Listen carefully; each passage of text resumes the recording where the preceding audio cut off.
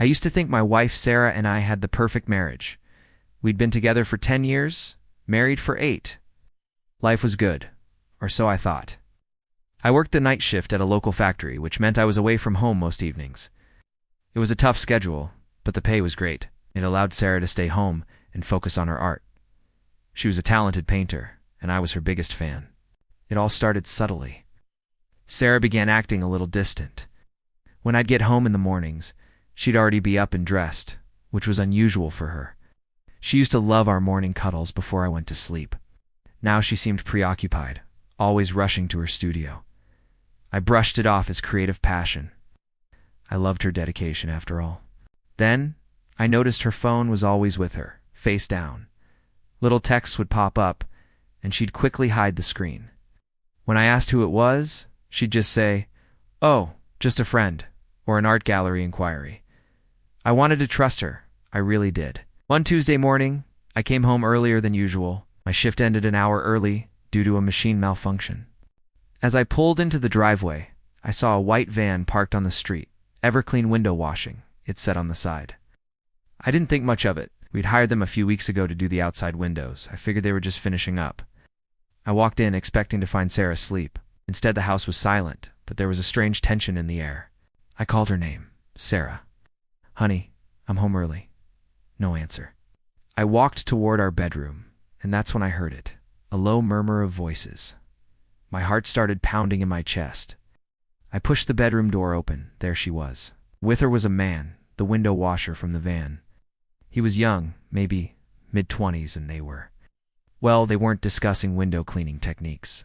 They jumped apart, their faces a mix of shock and guilt. Sarah's face went pale. The silence was deafening, broken only by my own ragged breathing. I couldn't speak. I just stood there, staring at the scene, feeling like the world had just crumbled beneath my feet.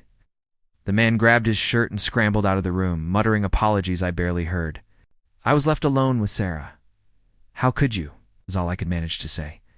She started crying, a waterfall of tears, trying to explain. She said she was lonely. She said my night shifts made her feel abandoned. She said it started with innocent chats when he came to clean the windows, and one thing led to another. Her excuses felt like salt in an open wound. Lonely? We talked every day. I sent her flowers. I supported her art. I worked my fingers to the bone so she could live her dream. It wasn't about loneliness. This was about betrayal. I looked at the woman I had loved for a decade, the woman I had built a life with, and I didn't recognize her anymore.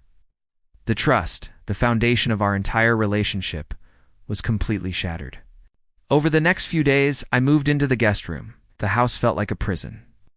Every corner held a memory that was now tainted. Sarah begged for forgiveness, promising it would never happen again. She said it was a mistake, a moment of weakness. But it wasn't just a moment. She had planned this. She knew my schedule.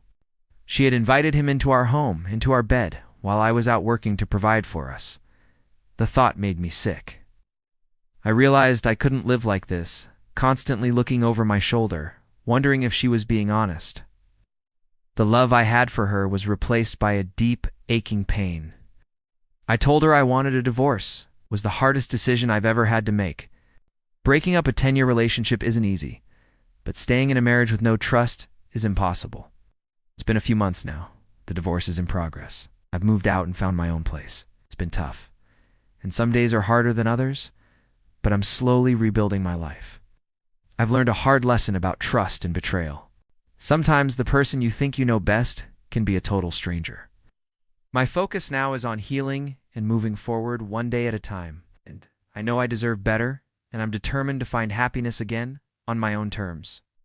Thanks for listening to my story.